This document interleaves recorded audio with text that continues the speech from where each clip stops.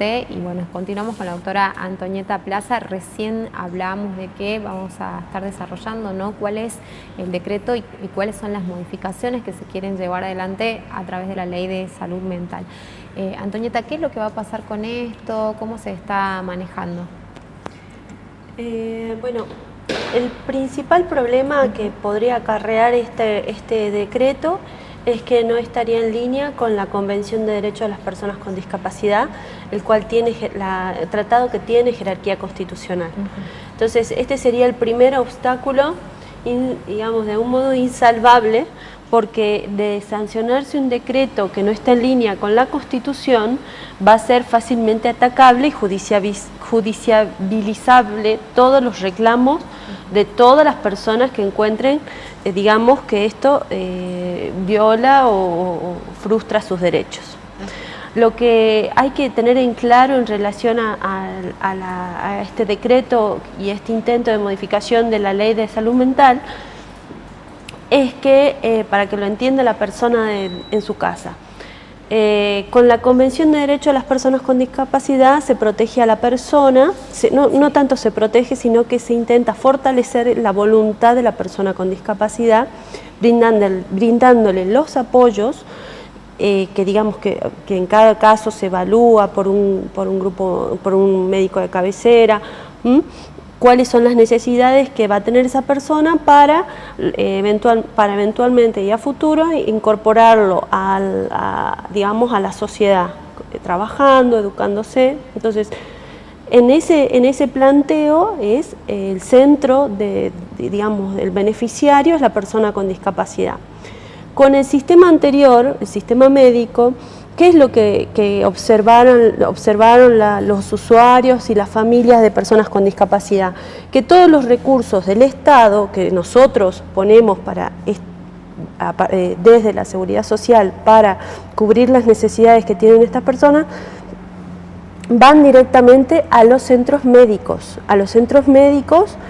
y al sistema médico. Entonces tenemos un sistema médico, por decirlo de algún modo, rico o totalmente beneficiado económicamente por el sistema, vale decir un manicomio, vale decir un centro de día, vale decir todo este aparato que funciona alrededor de la persona con discapacidad y no a la persona con discapacidad.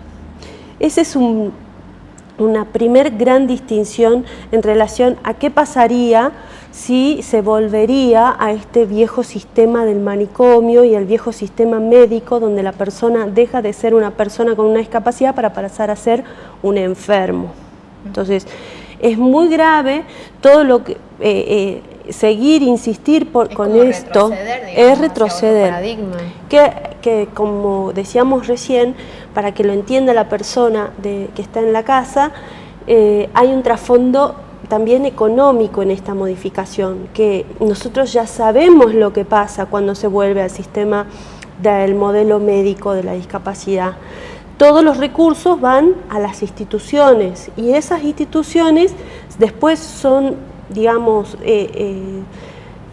francos fáciles de la corrupción, porque empiezan a ser beneficiados 2 o 3 y empieza a ser, digamos, todo esto un ámbito más permeable a la corrupción, donde los fondos que tendrían que ir para las personas con discapacidad van para estas personas, ¿no? A estas personas que lucran de algún modo. Que se supone que deberían administrar esos recursos. Exactamente, porque el sistema empieza a sacar el foco de la persona y ponerlo en las instituciones. Entonces, otra vez se vuelve ese sistema que es más abierto y más permeable a que haya corrupción, a que 2 o 3 obtengan, digamos, el dinero del Estado y este dinero vaya, digamos, nunca se sabe dónde, pero a la persona con discapacidad no le llega, porque después el centro de día no cuenta con lo mínimo, no tiene ni, por decirte, no tiene insumos de limpieza, no tiene los techos, se le caen, porque la plata, el Estado la puso, pero la plata después no está. ¿Qué pasa con los temas de salud mental y la falta de inserción social, ¿no? Porque esto de decir, bueno, usamos estos lugares quizás como depósitos, entonces aquel que un poco nos incomoda porque ya no puede mantener, no sé, una conversación coherente o porque ha tenido a empezar comportamientos extraños, vamos y lo dejamos en un determinado lugar y que el Estado se haga cargo, porque eso también es una responsabilidad social, ¿no? Es que, lo que en esto los psicólogos saben muchísimo, por eso justamente el Colegio de Psicólogos de Salta es una reunión, digamos, donde se manifiesta la disconformidad ante este avance, ante esta pretensión de modificar la ley de salud mental, porque justamente son los psicólogos los que ven lo que pasa. Justamente la persona con discapacidad queda más permeable, más susceptible a ser de algún modo corrida, a ser dejada de lado, más cuando hay bienes, cuando hay patrimonio, y para que, digamos, un entorno que no sea favorable haga uso de esos y le quite esos bienes a estas personas. Entonces, yo por decirte que no es algo tan inusual. No es que solamente lo hemos visto en la ficción, porque por ahí uno piensa, digamos, en alguna trama de novela, exactamente, en alguna situación. Más los abogados lo vemos todos los días, de casos donde personas que por tener un diagnóstico, por decirte así sencillo, porque la mujer es sola, porque es soltera, porque no tiene hijos, entonces los hermanos se sienten con derecho de avasallarla y si tiene un diagnóstico, porque en algún momento alguna depresión, prácticamente con esta modificación la interna en un psiquiátrico, no la ven más a esta persona. Entonces, estas situaciones que ya se vivieron, que ya quedaron documentadas en informes del CELS, en informes del CELS, en fallos judiciales, donde estas personas... Pero esto tiene que ser con la complicidad también, bueno, de muchos factores. En principio por complicidad de la ley, porque la ley permite más lo que permite también es la compra de diagnóstico, un psiquiatra que te saca un diagnóstico, entonces con ese diagnóstico se va a Ciudad Judicial, ya que la persona al no ser capaz, al tener un diagnóstico, deja de ser una persona con discapacidad para pasar a ser un enfermo. Entonces es muy grave este avance. También quita la obligación de las familias, porque ya si las familias no tienen obligación de enviar a sus hijos, de hacer los esfuerzos que hay que hacer para incluirlos en el nivel social, en nivel educativo, los esfuerzos que hay que hacer en la rehabilitación, porque fácilmente los pueden meter en micro y olvidarse, hoy por hoy la ley obliga a los papás en cierta medida, porque no les da otras alternativas. Al no existir los centros de día, o al ser ilegales los centros de día, ya no es tan fácil ir y depositar a un niño con discapacidad. ¿Te das cuenta? Hoy por hoy tienen esos papás muchas más obligaciones por la ley. Ellos están obligados a capacitar, a rehabilitar, ¿por qué? Porque van a tener los recursos, porque el Estado se los va a distribuir en todo lo que son las prestaciones médicas, lo que hablábamos la otra vez, si necesito una equinoterapia, si necesito una maestra de apoyo, pero ¿por qué? Porque está bifurcada la atención. En cambio, volviendo al sistema médico, digamos, todo se vuelve, sin responsabilidades sociales, ¿no? Dejan de existir estas responsabilidades sociales y legales de las personas que tenemos contacto con las personas con discapacidad. ¿Esto va en consonancia con la decisión del gobierno en algún momento de revisar y de quitar lo que han sido las pensiones por discapacidad, donde muchas estaban en discusión? ¿Crees que tiene por ahí algún correlato? Vos sabés que todavía ya se judiciabilizó esos reclamos de los usuarios pidiendo se reintegren las pensiones, muchas ya han prosperado, más en Ciudad Autónoma de Buenos Aires, pero podríamos decir que son vías paralelas, pero que tienen ciertos puntos de coincidencia en cuanto en cuanto a la forma, porque como bien dijo una jueza, la quita de pensiones fue sin la debida forma, sin anoticiar a los usuarios, sin que puedan ejercer su derecho a defensa, sin poder decir no, yo necesito, si lo tengo, si me corresponde, si directamente se les quitó. Entonces el tema de forma es muy importante. Esta ley, nuestra Convención de Derechos de las Personas con Discapacidad forma parte de la Constitución. Si por decreto se modifica la ley de salud mental y ese decreto no está en consonancia con esta convención, sería inconstitucional. Entonces eso va a acarrear más litigio, más conflicto, más gastos para nosotros. Entonces todo este ordenamiento, cuando tiene cierta coherencia, hace que los abogados solamente vamos a litigar casos, digamos, donde hay negativas arbitrarias, donde hay casos, pero básicamente hay cierto orden establecido sobre cómo las obras sociales se tienen que manejar. Ahora, esto ya sería un verdadero atropello, un verdadero retroceso sobre lo que ya aprendimos, que es lo que sucede.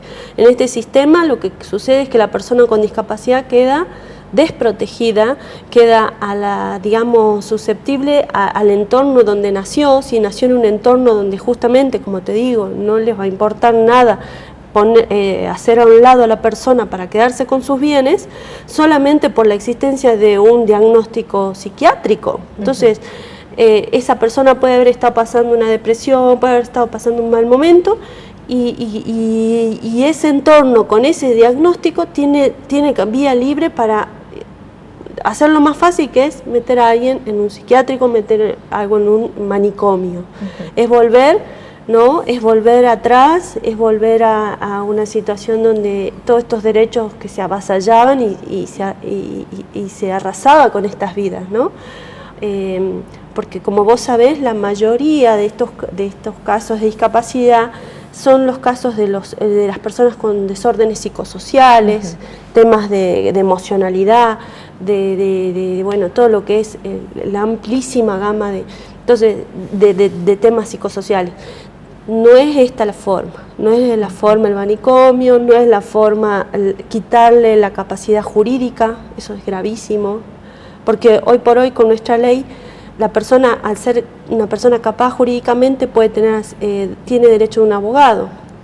Al tener derecho a un abogado, este abogado lo puede defender a él sin importar lo que su entorno quiera o diga.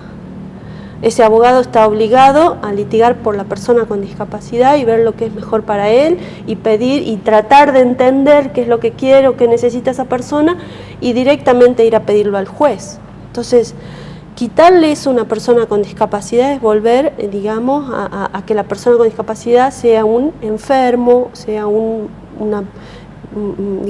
sujeto sin derecho, lo cual, iría en contradicción con todos los tratados que tenemos firmados, ¿no? Claro, bueno, la verdad que una situación bastante compleja. Y grave, sería bastante grave ir en ese sentido, por eso es que todas las organizaciones están en situación de alerta, por eso es que todos los colegios de abogados, colegios de psicólogos, usuarios, familias de personas con discapacidad, al ver todo lo que se ha logrado, están en estado de alerta y movilización. Bueno, vamos a darle continuidad a esto para ver cómo sigue, ¿no? Recién me contabas fuera de aire que también hubo una situación que se presentó con un caso que nosotros hemos mencionado mucho, ¿no? El reconocimiento judicial de un tratamiento que era llevado adelante con equinoterapia, quizás algo que no todos los papás habían podido acceder. En este caso era una docente la que había decidido pagar de su bolsillo, ¿no? Costear con su sueldo lo que era el tratamiento para un niñito, para su hijito, para devolverle y ayudar a que él mantenga un nivel, una calidad de vida que quizás con otro tipo de terapias no podía lograr.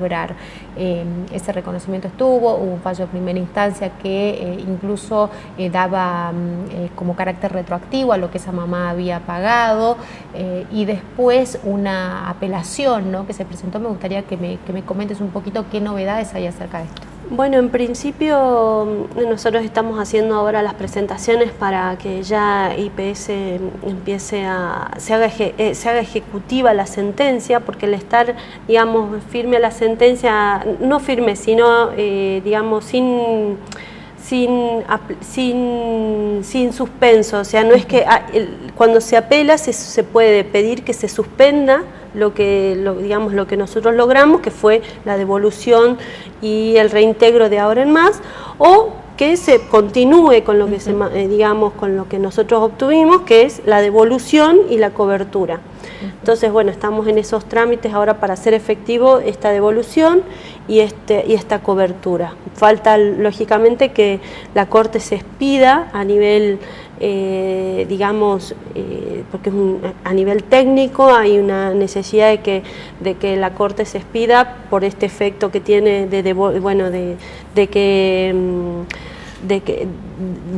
para dejar el asunto absolutamente en claro en relación digamos, y sentar un precedente para todos los demás papás, ¿no? Seguro que sí, bueno, muy importante. Vamos a estar dando la información y bien haya una resolución, ¿no? A nivel de la Corte de Justicia de nuestra provincia. Antonieta, ¿cómo hace la gente que se quiera comunicar con la Fundación, en redes sociales, cómo lo pueden encontrar? Nosotros estamos por Fundación Tomar Acción, ahí pueden ver todos nuestros, bueno, lo que son las actividades que nosotros llevamos adelante. También por vía de mensaje de Facebook, por Gmail, fundatomaraction@gmail.com. A mí me encuentran en el padrón de abogados del Colegio de Abogados de la provincia, con todos mis datos, con mis teléfonos, mi dirección. No duden en consultarnos, ya sea por vía de Facebook, haciéndonos consultas sobre cualquier tipo de inconveniente que estén teniendo con relación a esto que veníamos comentando sobre el tema de la nueva ley, si hay algún prestador que se niegue o que esté causando algún problema en la prestación habitual, bueno, estamos a disposición. Bueno, muchísimas gracias. Como siempre, muy interesante que nos acompañes y felicidades nuevamente, ¿no?, por este logro tan grande para ir a trabajar a Tucumán también como fundación. Muchísimas gracias. Gracias por acompañarnos. Nos vamos a la pausa, ya volvemos.